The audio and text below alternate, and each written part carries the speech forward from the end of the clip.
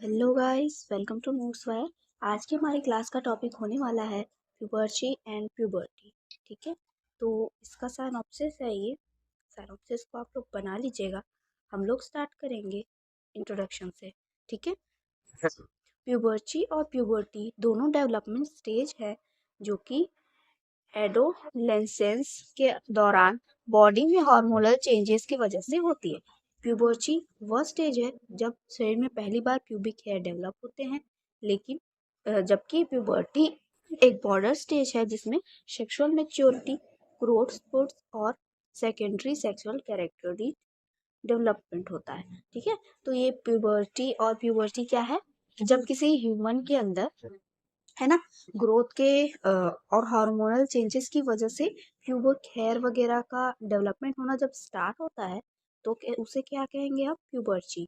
और अगर जब एक बॉर्डर स्टेज पर आ जाता है जहाँ सेक्सुअल कैरेक्टरिस्टिक्स और ग्रोथ स्पर्ट्स होते हैं तो उसको हम कहेंगे प्यूबर्टी। ये इसका आप एक तरह से कह सकते हो ये स्टार्टिंग स्टेज है और ये एंडिंग स्टेज है। ठीक है, जहाँ कंप्लीटली जो है एक ह्यूमन अडल्ट रूप में ग्रोथ कर जाता है। ठीक है, ये दोनों स्टेज रिप्रोडक्टिव कैपेबिलिटी के लिए एसेंशियल है और उनकी टाइमिंग जेनेटिक्स, न्यूट्रिशन और इन्वायरमेंटल फैक्टर्स पर डिपेंडेंट करती है।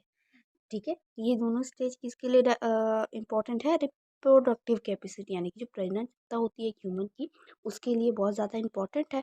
और इसकी जो टाइमिंग होती है कि किस टाइम पे ये ग्रोथ किसी ह्यूमन के अंदर देखी जाएगी, तो वो जेनेटिक्स के ऊपर डिपेंड करती है और जो न्यूट्रिशन पाए जाते हैं बॉडी में और जो इन्वायरमेंटल फैक्टर होते हैं उस पर ये डिपेंड करता है। ठीक है गाइस। गाइस, अगर आपको स्टडी नोट वगैरह की नीड होगी तो आप इस कॉन्टैक्ट नंबर पे कांटेक्ट कर सकते हो। ठीक है, और आपको वहाँ से स्टडी नोट प्रोवाइड करा दी जाएंगी। हम देखेंगे डेफिनेशन प्यूबर्टी का। प्यूबर्टी वह स्टेज है जब बॉडी में पहली बार प्यूबिक हेयर और एक्सिलरी हेयर का ग्रोथ होता है जो एड्रिनल ग्लैंड से एस्ट्रोजन प्रोडक्शन के कारण होता है। ठीक है, तो प्यूबर्टी फर्स्ट स्टेज है जहाँ पे प्यूबिक हेयर और एक्सिलरी हेयर यानी कि आप कह सकते हो तरह से कि अंडर आर्म्स हेयर्स और प्यूबिक हेयर का ग्रोथ होना स्टार्ट होता है, जो कहाँ से कंट्रोल किया जाता है? एड्रिनल ग्लैंड से एस्ट्रोजन प्रोडक्शन यानी कि एस्ट्रोजन हार्मोन की वजह से यहाँ पे ये सारे चेंजेस बॉडी में देखने को मिलते हैं। नेक्स्ट है प्यूबर्टी का डेफिनेशन। प्यूबर्टी एक बायोलॉजिकल प्रोसेस है जिसमें फिजिकल और हार्मोनल चेंजेस की वजह से बच्चे की शरीर प्रजनन के लिए मेच्योर हो जाता है। इसमें मेंस्ट्रुएशन और स्पर्मेटोजेनेसिस जैसे इवेंट शामिल होते हैं। ठीक है, तो प्यूबर्टी में क्या होता है?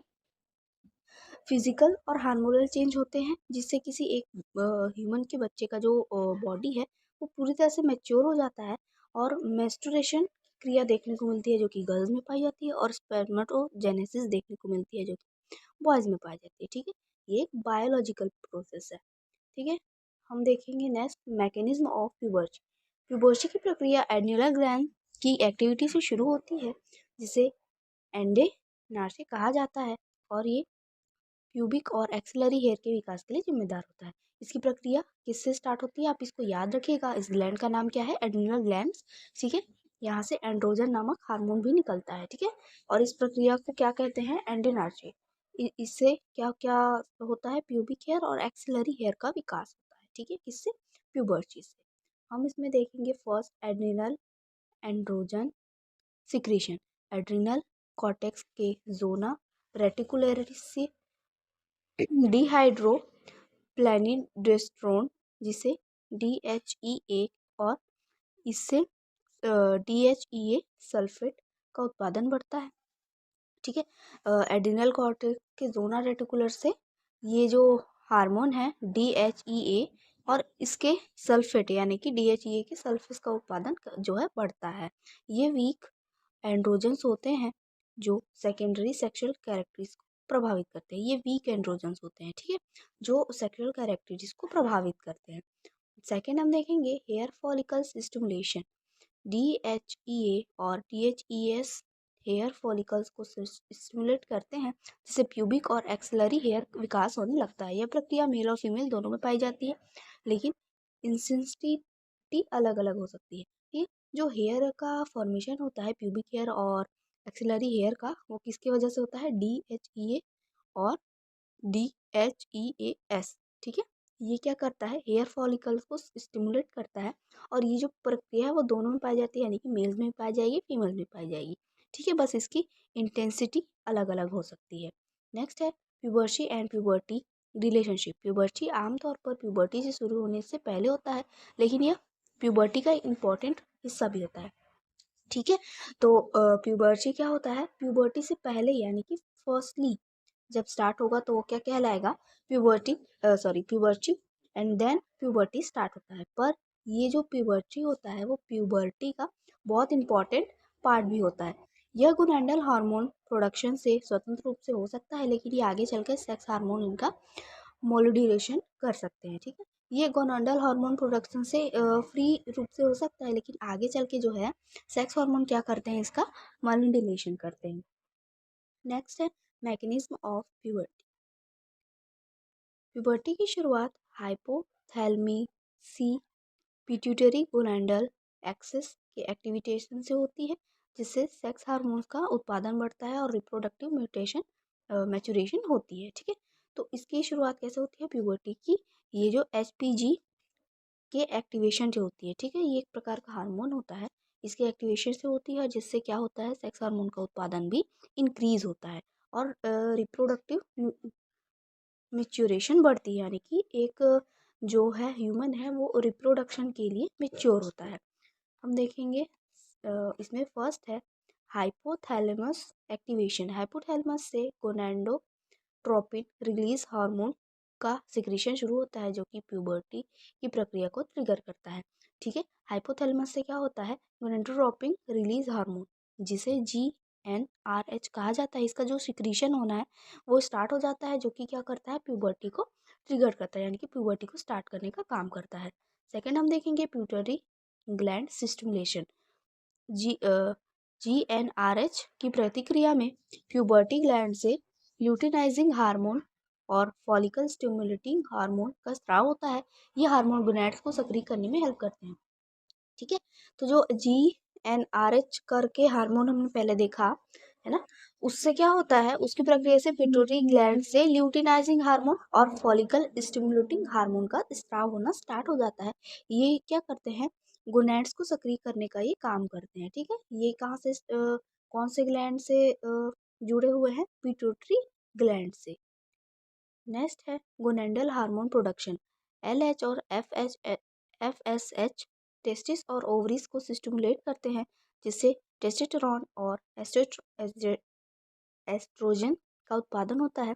ये सेक्स हार्मोन्स प्यूबर्टी से जुड़े फिजिकल और रिप्रोडक्टिव बदलाव लाते हैं। ठीक है, गोनेडल हार्मोन प्रोडक्शन क्या करते हैं ये हार्मोन्स क्या करते हैं, ओवरीज और टेस्टिस को स्टिमुलेट करते हैं, जिससे जो है टेस्टोस्टेरोन और एस्टेरोजन जो कि फीमेल्स में पाया जाता है और टेस्टोस्टेरोन जो है मेल्स में पाया जाता है। इसकी हार्मोन प्यूबर्टी से जुड़े फिजिकल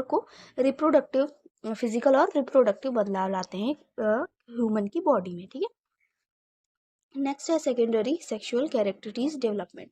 टेस्टोस्टेरोन और एस्ट्रोजन के प्रभाव से सेकेंडरी सेक्सुअल कैरेक्टरिटीज विकसित होती है, जिसमें मेल की फेशियल हेयर ग्रोथ और वाइस डीपिंग और फीमेल की ब्रेस्ट डेवलपमेंट और मेंस्ट्रुअल साइकिल इंटिटेशन होता है। ठीक है, तो जो सेकेंडरी सेक्सुअल कैरेक्टर उसमें क्या हमें क्या क्या देखने को मिलता है, एस्ट्रोजन और टेस्टोस्टेरोन के डेवलपमेंट से मेल्स में फेशियल हेयर ग्रोथ देखने को मिलेगी, और जो वॉइस है उसका डीपिंग देखने को मिलेगा, यानी कि गहरी आवाज़ हमको देखने को मिल सकती है। और फीमेल्स में क्या देखने को मिलेगा, ब्रेस्ट का डेवलपमेंट और मेंस्ट्रुअल साइकिल का स्टार्टिंग देखने को मिलेगा। यह प्रक्रिया रिप्रोडक्टिव मैच्योरिटी को सुनिश्चित करती है। ये सारी जो प्रक्रियाएं हैं वो क्या करती है, एक ह्यूमन की रिप्रोडक्टिव मैच्योरिटी को श्योर करती हैं।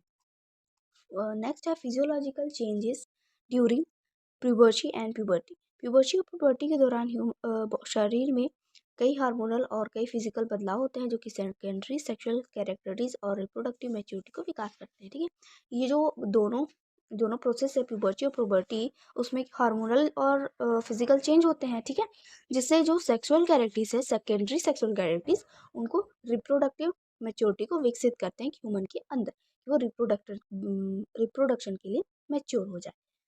और इसमें हम फर्स्ट देखेंगे ड्यूरिंग प्यूबर्टी। ठीक है, प्यूबिक और axillary hair growth adrenal estrogen के प्रभाव से होता है। सेबाकेओस ग्लैंड्स की एक्टिविटी बढ़ाने से स्किन ऑयलर हो जाती है, जिससे एक्ने होने की संभावना बढ़ जाती है। ठीक है, जो ड्यूरिंग प्यूबर्टी जो हमें चेंजेस देखने को मिलते हैं वो है प्यूबिक हेयर का ग्रोथ। ठीक है, और इसके एड्रेनल एस्ट्रोजन के प्रभाव से होती है, जो कि है ना। और जो सेबेक्यूस ग्लैंड है उसकी एक्टिविटी बढ़ने से क्या होता है, जो स्किन होता है ह्यूमन का वो काफ़ी ज़्यादा ऑयली और एक्ने एक्ने होना स्टार्ट होने लगता है, क्योंकि स्किन ऑयली हो जाती है इस वजह से। ठीक है, तो ये सारे चेंजेस एक बॉडी में हमको देखने को मिल सकते हैं।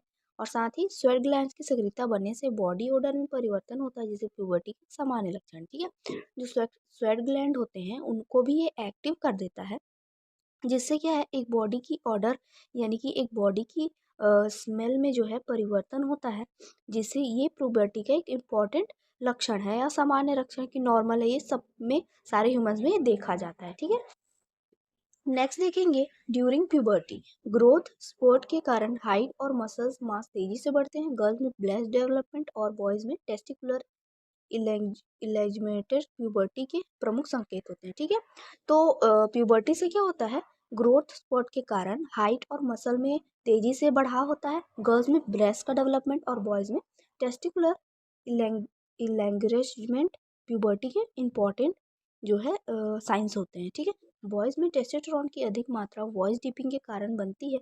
गर्ल्स में मैरकेंज मेरांचे और बॉडी में बॉयज में स्पर्मरांचे रिप्रोडक्टिव मेच्योरिटी को दर्शाता है।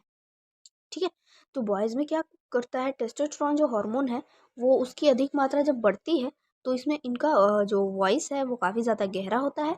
और गर्ल्स में मेनाचे यानी कि पहला जो है मेंस्ट्रुअल साइकिल देखने को मिलता है। बॉयज में स्पर्मराचे यानी कि पहली बार जो स्पर्म का प्रोडक्शन है वो होना स्टार्ट हो जाता है। ये जो दोनों प्रक्रियाएं हैं वो किसको दर्शाती है, रिप्रोडक्टिव मैच्योरिटी को।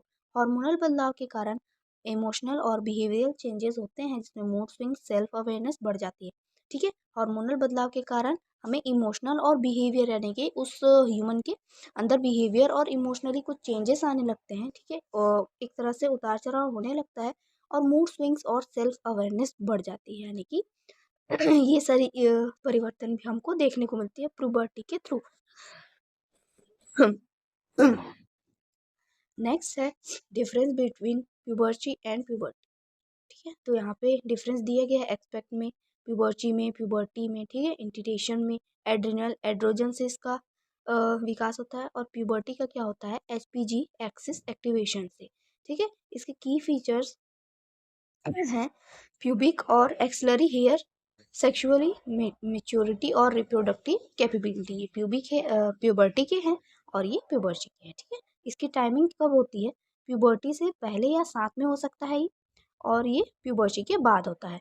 हार्मोन्स इसमें जो मेन रोल प्ले करते हैं वो है DHEA और DHEAS। ठीक है, और इसमें के हार्मोन्स हैं LH FSH and testosterone and estrogen. तो ये जो है डिफरेंस है प्यूबर्टी और प्यूबर्टी के बीच में। ठीक है, नेक्स्ट देखेंगे हम factor affecting puberty and puberty. Genetics first है इसका। प्यूबर्टी और प्यूबर्टी की टाइमिंग जर्नल हिस्ट्री पर पेरेंटल हिस्ट्री पर निर्भर करती है। यदि माता पिता में प्यूबर्टी जल्दी हुई थी, संतान में भी अर्ली प्यूबर्टी की संभावना होती है। ठीक है, जेनेटिक्स क्या करते हैं, प्यूबर्टी और प्यूबर्टी को थोड़ा सा इफेक्ट करते हैं। ठीक है, जिसमें पेरेंटल हिस्ट्री यानी कि जो पेरेंट्स थे उस ह्यूमन के, ठीक है, तो उनकी प्यूबर्टी अगर जल्दी हुई थी तो हो सकता है कि उनके जो संतान है उनमें भी अर्ली प्यूबर्टी देखी जाती है। नेक्स्ट है न्यूट्रिशन। पुअर न्यूट्रिशन से प्यूबर्टी डिले हो सकती है, जबकि ऑब्सिलिटी अर्ली प्यूबर्टी ट्रिगर कर सकती है। बैलेंस डाइट और पर्याप्त एनर्जी इनटेक प्यूबर्टी का सही समय पर शुरू होने में मदद करती है, यानी कि जो बॉडी के न्यूट्रिशन होते हैं वो भी प्यूबर्टी और प्यूबर्टी में काफ़ी ज़्यादा इम्पॉर्टेंट होते हैं। ठीक है, क्योंकि यदि बॉडी में न्यूट्रिशन वगैरह की कमी होगी तो क्या होगा, प्यूबर्टी डिले हो सकता है, यानी कि टाइम से लेट हो सकता है, या तो फिर अर्ली हो सकता है, यानी कि टाइम से पहले आ सकता है।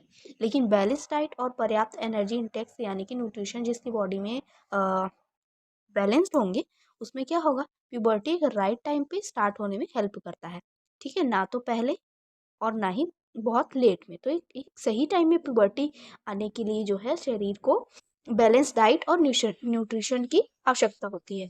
थर्ड है इन्वायरमेंटल फैक्टर्स, हार्मोन डिस्ट्रीब्यूटर जैसे कि बीपीए एक्सपोजर से एंडोक्राइन सिस्टम प्रभावित हो सकता है, जिससे अर्ली या डिलेड प्यूबर्टी हो सकती है। प्रदूषण और लाइफ स्टाइल फैक्टर भी प्यूबर्टी के टाइमिंग को बदल सकते हैं। जो इन्वायरमेंट में पाए जाने फैक्टर्स हैं, है ना, वो क्या करते हैं, एंडोक्राइन सिस्टम को इफेक्ट कर सकते हैं, जिससे कि अर्ली या डिलेड प्यूबर्टी यानी कि बहुत जल्दी या तो फिर बहुत लेट प्यूबर्टी आने का कारण बन सकता है। जो कि प्रदूषण और लाइफस्टाइल फैक्टर यानी कि जो वातावरण में मौजूद जो प्रदूषण है और जो लाइफस्टाइल फैक्टर होता है एक ह्यूमन का, उससे भी प्यूबर्टी की टाइमिंग चेंज हो सकती है। नेक्स्ट है क्रोनिक इलनेस, डायबिटीज, हाइपोथायरायडिज्म और अन्य एंडोक्राइन डिसऑर्डर्स प्यूबर्टी की शुरुआत को प्रभावित कर सकते हैं।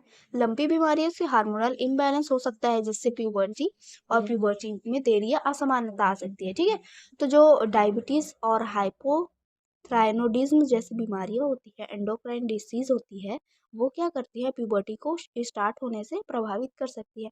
और लॉन्ग टर्म की जो डिसऑर्डर जो बीमारियां पाई जाती है, वो हार्मोनल इम्बैलेंस को इम्बैलेंस कर सकती है, जिससे जो है प्यूबर्टी और प्यूबर्सी में देरी या असमानता आ सकती है। ठीक है, अनॉर्मलिटीज इसमें देखने को मिल सकती है।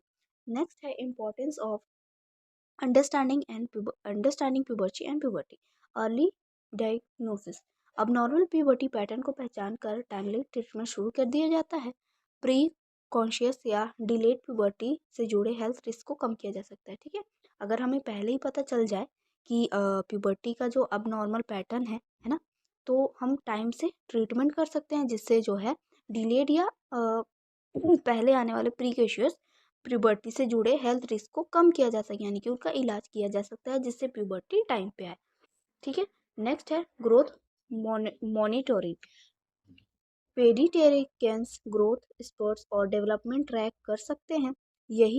यही समय पर मेडिकल इंटरवेंशन से हाइट और हार्मोनल बैलेंस को नियंत्रित किया जा सकता है। ठीक है, किसी एक ह्यूमन की जो ग्रोथ की मॉनिटरिंग होती है, उसे क्या कर सकते हैं, पेडियाट्रिक ग्रोथ स्पर्ट और डेवलपमेंट ट्रैक से ट्रैक कर सकते हैं कि किस प्रकार से उसका डेवलपमेंट होना है। सही समय पर अगर मेडिकल इन्वेंटेशन से हाइट और हार्मोनल बैलेंस को नियंत्रित किया जाए, तो क्या होता है, ग्रोथ की मॉनिटरिंग सही तरीके से हो सकती है। नेक्स्ट है फिजियोलॉजिकल सपोर्ट। एडोलेसेंट्स में हार्मोन्स बदलाव के कारण इमोशनल चेंजेस होते हैं, जिसके दौरान काउंसलिंग और मेंटल हेल्थ सपोर्ट ज़रूरी होता है, ताकि सेल्फ स्टीम और कॉन्फिडेंस बना रहे। जो फिजियोलॉजिकल सपोर्ट एक ह्यूमन को अगर प्रोवाइड किया जाए, जिससे जो है मेंटल हेल्थ तो उसकी, क्योंकि इमोशनल चेंजेस होते हैं, मूड स्विंग्स देखने को मिलते हैं प्यूबर्टी के दौरान, तो इनकी जो मेंटल हेल्थ है वो काफ़ी ज़्यादा सही बनी रहती है, और जिससे जो है सेल्फ स्टीम और कॉन्फिडेंस जो है बना रहता है। ठीक है, तो इस प्रकार से इसका फिजियोलॉजिकल सपोर्ट किया जा सकता है किसी ह्यूमन का। नेक्स्ट है एजुकेशनल अवेयरनेस। पेरेंट्स और बच्चों को हेल्दी प्यूबर्टी मैनेजमेंट करने के लिए अवेयर रहना ज़रूरी है। सही जानकारी और मिथ्स को दूर किए जा सकते हैं और प्यूबर्टी से जुड़े फिजिकल और इमोशनल चेंजेस को समझने में मदद मिलती है। ठीक है, जो एजुकेशनल अवेयरनेस है, यानी कि जो पेरेंट्स होते हैं, है ना, संतानों के, और उनके जो संतान होते हैं, उनको पता होना चाहिए कि प्यूबर्टी एक एक समय पे आने वाली फिजिकल और नॉर्मल चेंज है, तो सबके बॉडी में आती है, इस प्रकार से पता होना चाहिए। ठीक है, और सही जानकारी से जो है मिथ्स जो अभी है प्यूबर्टी को लेकर, वो सारे जो है दूर किए जा सके। नेक्स्ट है कंक्लूजन। प्यूबर्ची और प्यूबर्टी एडोलेसेंस में होने वाले वायरल बायोलॉजिकल प्रोसेस हैं, जो शरीर के रिप्रोडक्टिव मैच्योरिटी को दिशा में बदलाव लाते हैं। ठीक है, जो प्यूबर्टी और प्यूबर्ची है, वो एडोलेसेंस में होने वाले बायोलॉजिकल प्रोसेस है, जो कि जो बॉडी होती है उसकी प्रजनन क्षमता की दिशा में काफ़ी ज़्यादा चेंजेस लाते हैं। प्यूबर्टी एडनल एड्रोजन्स के कारण अर्ली हेयर ग्रोथ से जुड़ा होता है, जबकि प्यूबर्टी रिप्रोडक्टिव सिस्टम के मैचुरेशन को दर्शाता है। ठीक है, प्यूबर्टी क्या करता है, जिसमें एड्रिनल और एड्रोजन हार्मोन्स होते हैं, उसमें अर्ली हेयर ग्रोथ यानी कि जो प्यूबिक हेयर और एक्सिलरी हेयर हमने पढ़ा, उसकी ग्रोथ के लिए जिम्मेदार होता है। जबकि प्यूबर्टी क्या करता है, पूरे रिप्रोडक्टिव सिस्टम को मैच्योर करने में हेल्प करता है। इसकी समझ से डेवलपमेंटल अबनॉर्मलिटीज़ को समय रहते मैनेज किया जा सकता है। अगर हमें प्यूबर्टी और प्यूबर्टी की समझ होगी तो डेवलपमेंट जो अबनॉर्मलिटीज़ देखने को मिलती है उसको समय से पहले ही, समय रहते ही मैनेज करके, ठीक है, उसको सही तरह से बैलेंस किया जा सकता है। नेक्स्ट हम देखेंगे इन रेफरेंस, ठीक है, on introduction to development biology by D.A. एस्ट and principle of development biology by Paul West. ठीक है गाइस, तो ये था प्यूबर्टी और प्यूबर्टी के बारे में आपकी क्लास। अगर आपको अच्छी लगी तो प्लीज़ लाइक करिएगा, सब्सक्राइब करिएगा। Thank you.